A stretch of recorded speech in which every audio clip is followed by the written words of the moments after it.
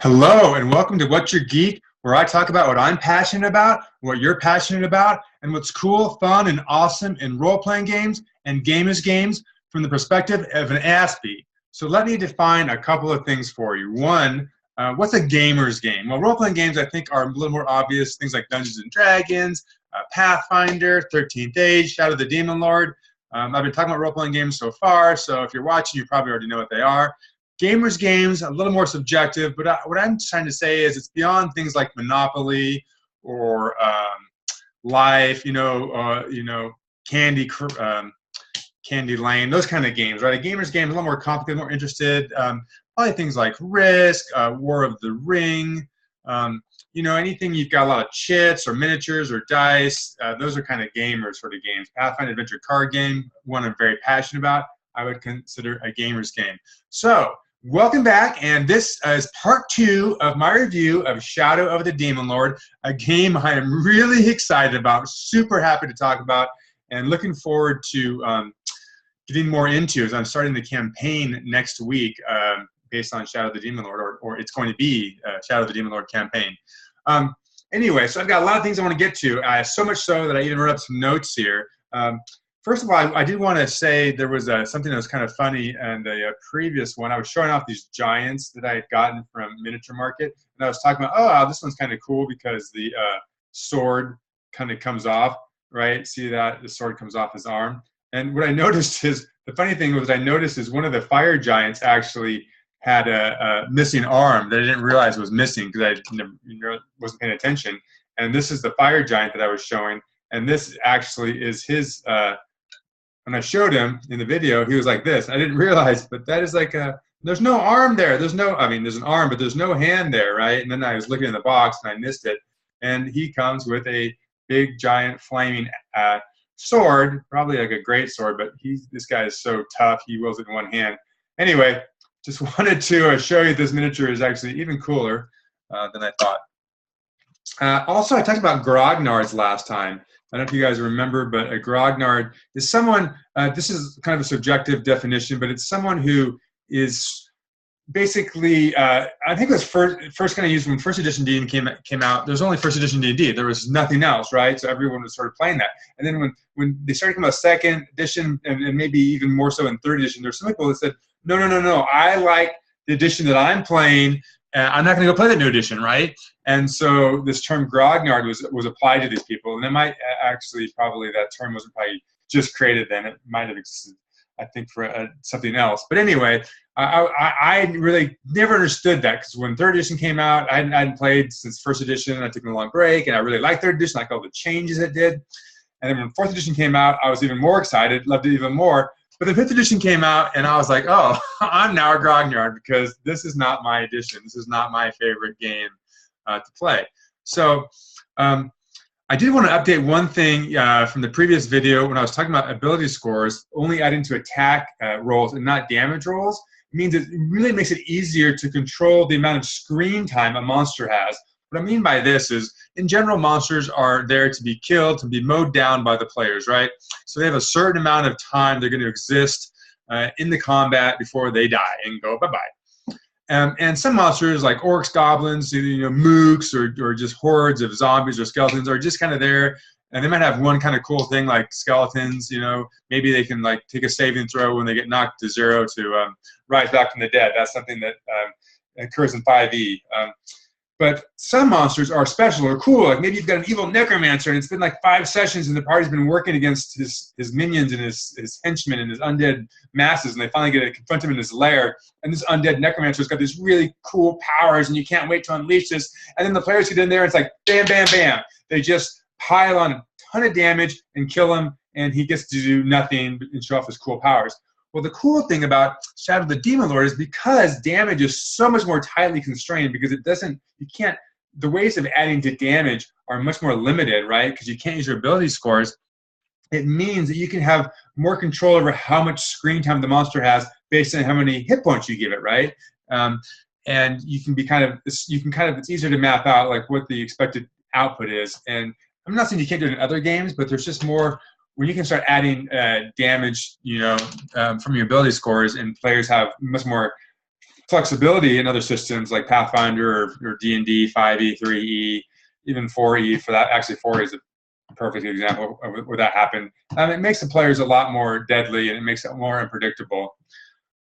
I also want to address funneling again, the whole funnel system. Now, it's kind of, last time you may remember I was saying in like, I'm just using 5e D&D because it's the current edition that, you know, a lot of people are playing. A lot of people like it. And I'm not trying to diss it or say it's a bad system. I mean, it does what it does well, and a lot of people like it. And I'm very happy for that, because I do think as the main face of role-playing games, I think the health of D&D overall sort of helps promote other role-playing games, because most people get into, I would say, who first start a fantasy role-playing game probably are introduced to D&D, and then they sort of branch out, you know. I'm sure there are exceptions, but I think that's the majority of it. So I get into that funnel system, right? When you're creating a character in 5e D&D, all the options are open. You can pick your race and your class and, oh God, what do I want to do, and your background. Once you pick those things, then you've completely, severely narrowed any future choices, right? I think I used the example of the paladin, like when they choose their oath at 3rd level. Well, at 1st level, my race is open, my class is open, my background's open, but once I choose my background, I don't re-choose it. I don't get any additional abilities or cool things from my background. It's just everything at 1st level is preloaded, right? The race I choose, it's preloaded. At 1st level, whatever your race gives you, bam, it's right there.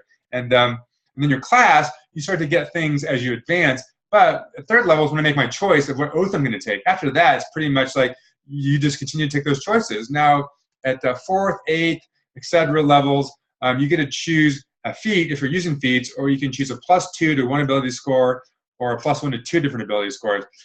So that's a little bit of choice, but it's not very much. And so pretty much your choices are all made mostly at 1st level, and then at 3rd level or 2nd level, depending on what class you have. And after that, it's like, you know, you're just racking, you're just on the train and just telling you what you're going to get. And so the kind of crappy thing to me is, which I previously mentioned, is if your character really takes a big story turn, it makes it much more difficult, depending on what you want to do, to change classes. I mean, you can multi-class at any level always, but there's certain options that just are going to be so subpar. It's like, it doesn't make a lot of sense to do. You know, if I'm playing a wizard and at 5th level and I've got an 8 strength, and I discovered like my grandfather left me this heirloom sword and it was really important to him, and suddenly I'm like, oh, I want to like start taking the sword up. Well, I got an 8 strength, so my melee attacks, you know, let's say it's a great sword or even like a long sword, they're going to suck, right? Not going to be good. Now, contrast, Shadows of the Demon Lord, in addition to ancestries at 1st level, or at 0 level actually, in addition to ancestries, you also get professions. You can pick up to 2 professions. You can trade out a profession for a language.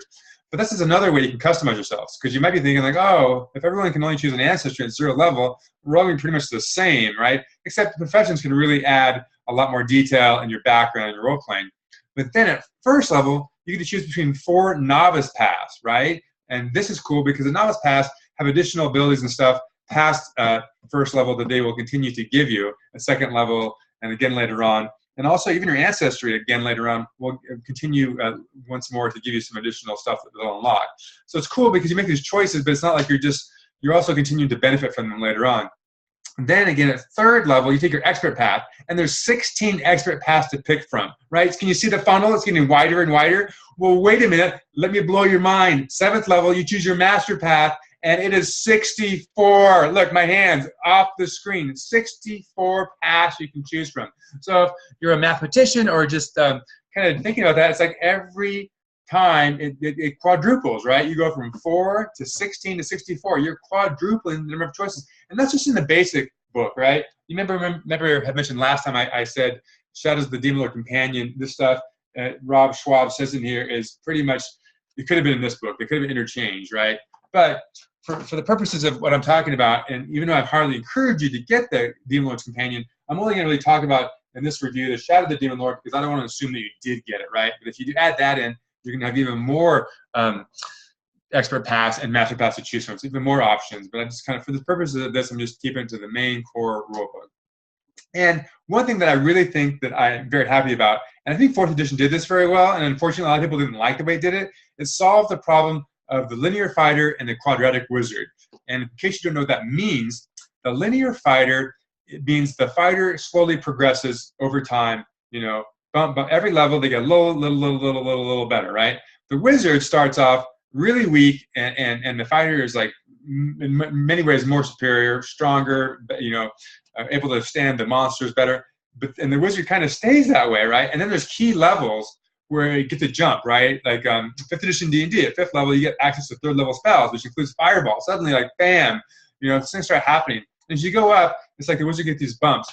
The challenge with that is, it's like if you think of the Lord of the Rings, right? I mean, it's cool that Gandalf is way, way more powerful, pretty much, than any other character, right? The guy fought a Balrog and came back, and I was like, hey, look, now I'm Gandalf the White, not the Gray, and I'm really even more powerful, So my point is, in a movie or a book, that's great, but when you're playing a role-playing game and one person's Gandalf and someone else is playing like Bilbo Baggins or Frodo Baggins, suddenly it's like, wow, my character is just sort of a sidekick for your character to do their awesomeness, right? Because Gandalf, unlike the books and the stories, is not going to be taken off, right? Because he's a player. And that happens too in role-playing games, right?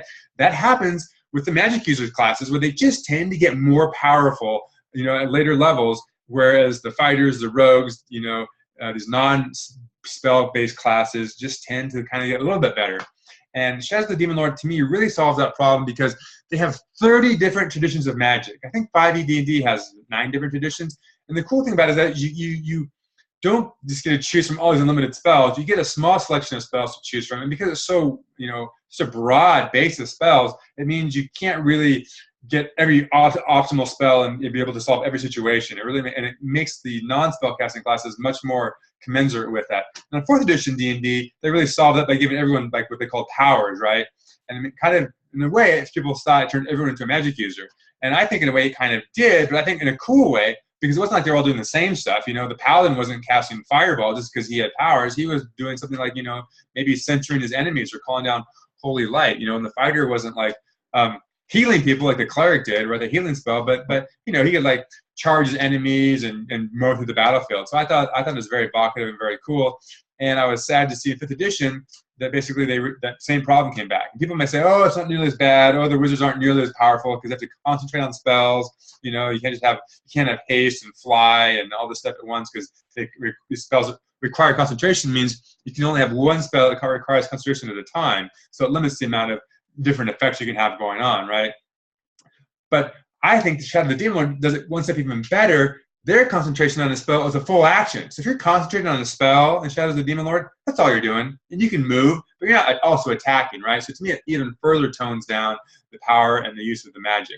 Another really cool thing Shadows of the Demon Lord is they have the challenge rolls always have a target of 10. A challenge roll is anytime you're trying to attempt something that's not opposed by someone else and the outcome is unclear, you make a challenge roll. So if you're trying to tie your shoelaces, put on your armor, and you're just hanging out, just do it. Don't make a challenge roll. If you're trying to open a door, just do it, right? But if it's a locked door and you're being chased by monsters or you're trying to save someone past the locked door, and then you're trying to kick that door in, now you want to do a challenge roll, right? If you're trying to put your armor on, but oh my God, suddenly you hear the sounds of battle outside, so you want to try to get that armor on even faster, now we're talking about challenge rolls, right?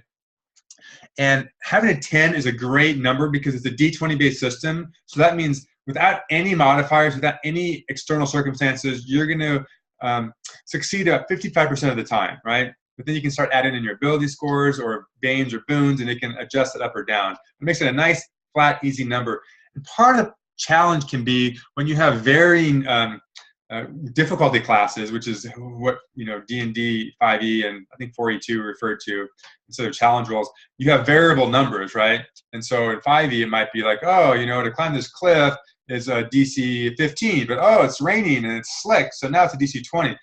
The challenge can be with DMs, particularly newer DMs, is trying to figure out what's an appropriate challenge number. I was just talking to a guy yesterday, a good friend, about challenge rolls, and he has started his own D&D campaign, and he was having the players go through this sort of skill challenge-like thing, and that's 5e, but he was kind of using the skill challenge as from 4e, and he set the challenge DC at 16, and one of the players was complaining, he was telling me, because they were saying that's really high, and I agree, a 16 is really high when you're first level, and so they were failing a lot, and so when you're having the challenge rolls left up to the DMs, it can kind of create this wonkiness of what's an appropriate number. Having a 10, flat out, easy to remember. No one has to think about it or make too many choices. Another cool thing I like about Shadow of the Demon Lord is the insanity and the corruption mechanics, okay? The insanity mechanic is like some things are so horrible in the world that you see them and it starts to just make you lose your mind, right? And it's really cool because there's rules about going insane, and then you have these effects that happen when you go insane, but then you like kind of decrease your insanity, so you're not all the way back to fully healthy, right? But you're still kind of on the edge, you know, as things happen. But it's not like you're insane now and completely wacky forever. But the other thing is corruption mechanic, and that's more of a voluntary mechanic. What I mean by that is players, it's more like they choose to do things that will make them corrupt. And you might be like, why would anyone choose to do something to be corrupt? Well, for example, there's a magic tradition called forbidden spells that are pretty cool, have some pretty powerful abilities. Like you can make someone's reproductive organs just like basically slough off of them. But in order to refresh or get those spells back when you cast them, you have to sacrifice a living being, right? I think it's like probably like a sentient being. And that's probably going to give you some amount of corruption. So the cool thing is insanity is something, oh my God, the player, I see this, I start to go insane and I'm losing control. Corruption is like, oh, I really want power, I really want to do this cool thing, and so I'm willing to start trading my soul away. Well, you trade too much of your soul away, and you're going to end up losing it. Like if you die, you just go to hell, you can't be raised or resurrected. So it's kind of a slippery slope, you know, how much. And I like the fact that one is outside of the player's purview and more in the DM's control or GM's control, and the other one is in the player's purview of what they want to do. And where this came up one time, I mean, not one time in the Shadows of Demon Lord, but why I think it's such a cool mechanic is I was running in a 3rd edition campaign once where everyone was playing a ghoul, right? We're playing like level-based ghouls. There was whole rules about playing monsters and how you could have levels and stuff. And the problem was, excuse me, the problem was everyone wanted to just go and do horrendous things and be chaotic and be evil. But I was like, well, there's consequences for all these things you're doing, right? But the game didn't impose it. I had to sort of, as a dungeon master, think about, oh, what's happening if they go into this town and start killing people randomly? Like, what are the townspeople going to do? How's it going to be reacted to? In Shadows of the Demon Lord, if players just go into town and just start randomly killing people, well, I'm going to start giving corruption, right? They do that enough, and they get corrupted, and they like start to, you know, grow horns out of the head, grow boils or pock marks, and if they die, they're dead, right? And so that is like a good limiter on the players to say, hey, mechanically, if you're like messing with the system too much, there's going to be severe consequences. Another really cool thing about Shadows of the Demon Lord is combat. Now in 4th edition, I'm a big maps and minis guy. I love using minis. I love drawing maps. I like the element adds of tactileness. I like the fact that you can have really complicated combats and not get lost. I find that it also helps me focus my attention, particularly when I'm a player. I don't have necessarily a lot to do. I'm waiting for my turn. I can like look at other people on the map. You know, when you have like, I showed this last time when you have a giant, you know, look, a giant's attacking. Like, oh, I'm a human, you know. Oh, look, that's kind of cool. In my mind, I can still imagine that, but this gives me some tactile ability to really go, oh, that's kind of scary, you know. But one of the problems I found with the maps and minis is it was hard to surprise the players with the combat, because as soon as I start pulling out a map, or as soon as I start drawing a map, or I put their minis down, suddenly they're like, oh, we were talking to this bandit leader, but Rob just put down our minis. I think we're going to fight him, right? Or at least that's a definite option to have happen, or he seems to be leaning that way. And so I remember times I would think about that, like trying to a few times do theater of the mind combats just so the players wouldn't know. But even if you're doing theater of the mind, which is even easier in 5e, there's still this whole initiative system, right, where the players have to roll initiative. So it's like you're going along, having this cool exploratory session. The players are sneaking to the forest and trying to be quiet, and suddenly, like, oh my God, an orc found them. They come across this orc camp, and the orc sentry saw them and blows the alarm, and now it's in combat. Oh, stop. Okay, everyone. Okay, Bob, roll d20, give your initiative. Okay, so everyone roll initiative. Okay, Sue, what's your initiative? Okay, and here I am as the DM, you know, taking a few minutes to write down everyone's initiative. Whatever system you use, it takes some time. It suddenly stops the flow of the game. You're telling this really cool game, and suddenly, bam, we stop to address this game mechanic. Shadows of the Demon Lord solved the whole problem because they have fast turns and they have slow turns. And I experienced this most recent Winter Fantasy at Fort Wayne, Indiana. It wasn't Shadow of the Demon Lord. It was this new game, which is sort of like a Mad Max, sort of a barren apocalyptic world. But it uses the same kind of mechanics as the system, and it worked really well. So basically, how it works is you have fast turns and you have slow turns.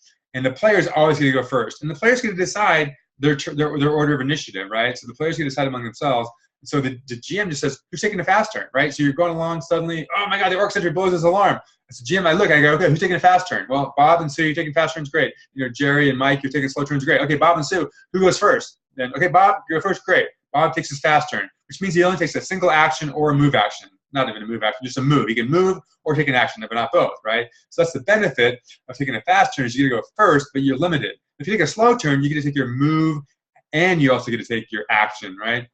So then after all the fast turns of the players, any monster going fast gets to go, right? And the players don't know ahead of time if the monsters are going to go fast or slow, so they have to sort of decide that ahead of time. Do I want to risk, you know, going fast, or do I think the monster, you know?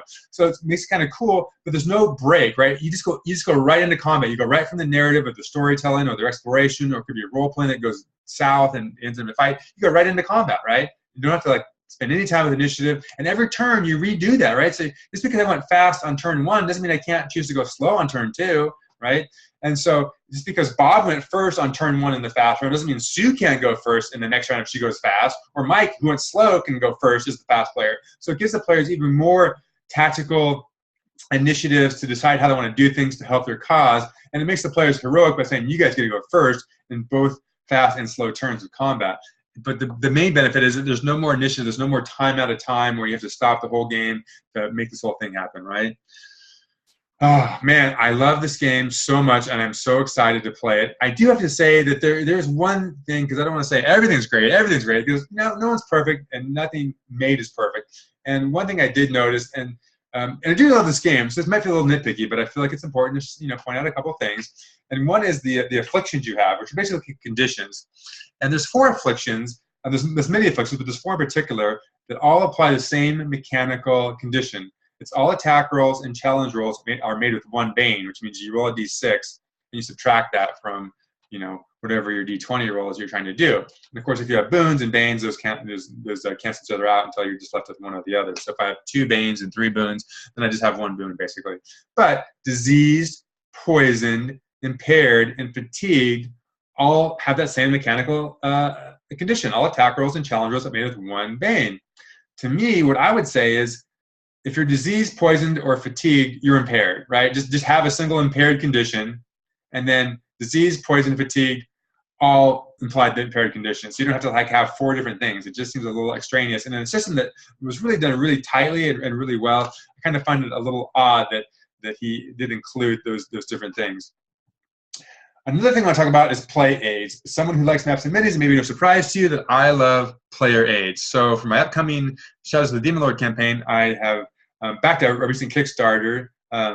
This is a Freeport Kickstarter, and you should go check it out. Just Google Freeport, you know, Rob Schwalb Kickstarter, Shadow of the Demon Lord, and it's an awesome one. But it's over now, so I guess you can at least go look at it. You might still be able to get in on the late backers, I'm not sure. But anyway, one of the things I got was this fast and slow turn marker. So now when combat starts, I can put this out on the table, flat, and it'll go fast. So then all the players take a fast turn, and then the opponents take the fast turns, and then I just flip it over, bam, slow turn. Now, so it's easy to know, are we in fast or slow turns? It makes it really easy. The other cool thing is Shadows of the Demon Lord has these things called fortune, right? These little fortune tokens, and I got like 12 of these because I want to use them a lot. I really want to use them. What a fortune token does is when a player does some really good role playing, adds to the story, is creative. I mean, it's very subject to the GM, but when they do something really cool, you just hand them a fortune token, right? And the nice thing is having these physical tokens that I can like flick them to people, right? And I can even give people multiple fortune tokens if I want. If someone does something cool twice, you know, and they haven't spent them, they can have 2, right? And fortune tokens can be used to succeed in a d20 roll. So I roll a d20 and I fail, and I can say, nope, I'm going to succeed. Or I can grant 2 boons to another player. So that's really cool because here's that interactive mechanic. It's not just all selfish. How can I be cool? But look, I can help this other player. Or I can turn any of these 6 rolled into a 6. So let's say I've got a boon, and you know, and I've got and I roll like a 2, and I'm like, oh man, I really want to hit this thing. Well, bam, suddenly I can make that a 6. Or if someone else can have rolled that d6, right, and I can turn that into a d6 for them. So I really love these player aids. Another thing is because it's a newer game, and the people I'm going to be playing with is going to be new for, and I'm still learning it. I also got these conditions cards, which I think are really cool. So basically, a really easy way to sum up what's going on. I got these on Drive-Thru RPG, so you can see. It says, like this one example says, dying, you're unconscious at the end of the round, make a fate roll, and it's 1 you die, 2 to 5 nothing, on 6 you become disabled. There's disabled, right? Oh, you became disabled. Where there's that. There's stunned. I mean, my point is, all the afflictions in the game, which are basically conditions, there's cards for them. So when something happens to a player, I can just hand out a card and bam, they don't have to sit there and look up the rule book or try to figure out what's happening. So I'm really excited to have these player aid tokens that I plan to use for my game, and I think the players will like them as well. Oh boy, this has been a lot to talk about, and I'm really happy and excited to talk about it. I did want to give a shout out, which I meant to do at the beginning of the show, but I forgot, to Chris Sneezak of the Misdirected Mark podcast, and actually I think more likely to call it the Misdirected Mark Network. He is a podcaster who's been doing it for several years. He originally started with a guy named Mark, and the Misdirected Mark podcast is actually a reference to a Bard Power in 4th edition. I think also a play in the fact that Mark is one of the co-founders of the podcast. Well, originally Mark and Chris were doing the podcast, and it's about game mastery and advice, making games fun and talking about games and stuff. And originally they had this sort of fiction part of the game where they had this sort of ongoing story. At the beginning of every podcast, they would have a little bit of the story of them. But eventually Mark left the podcast, and he was replaced by Phil, who's also a really great guy. But Phil wasn't as into the fiction or as doing it. And also I think the fan base overall, I'm the exception here, didn't like the fiction, but I really enjoyed it. But I think that, particularly because Mark left, I think it was kind of better to let the fiction go, because I think it was really a Phil and Mark thing. A Chris and Mark thing. But anyway, my point is, it's a really awesome network of now they've got several different podcasts. They got Down with D&D. They've got a OSR, Old System Reference Gaming podcast. I think they've got one about the Monte Cook, Numenera game. Anyway, it's a really Pandas talking games. It's got Phil and Senda talking about different aspects of gaming in a shorter format, with lots of outtakes. Anyway, my point is, check it out. Chris is a really cool guy. He's accessible on social media, and they have really great stuff going on. And it's been a big inspiration to me, and I've been listening to that podcast for many years now and really enjoy it. So it's pretty much my first podcast I listened to. And now to the final thing that I really think is super cool about Shadow of the Demon Lord is magic items are truly unique and truly magical. There's whole tables. He has whole tables in here about magic items and the properties. And unlike other game systems where magic items might have flat, +1 to attack, +1 to damage, or +1 to defense, these are truly magical items. There's no there might be one magic item that gives you a bonus to your one ability score, right? But that's 1 in 5 different tables, and each table has got 20. Each table has got 20 different, right? You can see here is Enchanted Table 4, Enchanted Table 5, and each one's got 20 different entries, right? And so that's 100 different cool effects of the magic item. And to me, that makes magic truly magical. I know in D&D they tried it. In 5th edition, they tried to make the magic kind of cool and unique and more limited. But the reality is, particularly in organized play, every adventure gives at least one magic item away. At least one, beyond potions and scrolls, they also have them. And so if you play enough organized play, and I've seen this, particularly this recent Winter Fantasy I ran, the players are loaded down, right? But the system's a flat math system, which means it's bounded accuracy, which means when the players start having multiple magic items, it means they kind of blow that bounded accuracy out of the water, and it kind of is untenable. One more thing I want to show in terms of props and play aids is I did run a Shadow of the Demon Lord adventure, a one-shot for some friends a few weeks ago, and sort of a prelude to starting this campaign. And one of the challenges I had, because it's a new system and no one knew it, is I had a single Shadow of the Demon Lord book, and I had a single Demon Lord's companion. So it made it challenging when more than one person wanted to look at the book, or I'm GMing and I want to look something up, or the players looking something up at the same time, or they want to, and kind of halted things and ground them down. So what I did is I went to the store. In this case, it was QFC, Quality Food Centers, and I bought these 5-star binders. They were on sale. It was $3 each, so both of these were $6. And then I work at a shared office workspace and able to use the laser color printer to print off the PDF of Shadow of the Demon Lord. So now I'm going to have 3 copies of it, right? The regular book and these 2 I made. And because I'm also planning to use a Demon Lord companion, I put that in the back, right? So I've got the middle binder here. And the laser printer prints off really well. I mean, it looks as good, you know, to me as the book. And this means we'll have 3 copies. Everyone can get it. Not everyone, but, you know, we'll have enough that people can look at, so we're not all like trying to fight over the same book. So thank you so much for joining me for another episode. Thank you for watching What's Your Geek. Please subscribe to my channel. Leave a comment. Tell me what you liked, what you didn't like, and what you'd like to see me talk about in the future.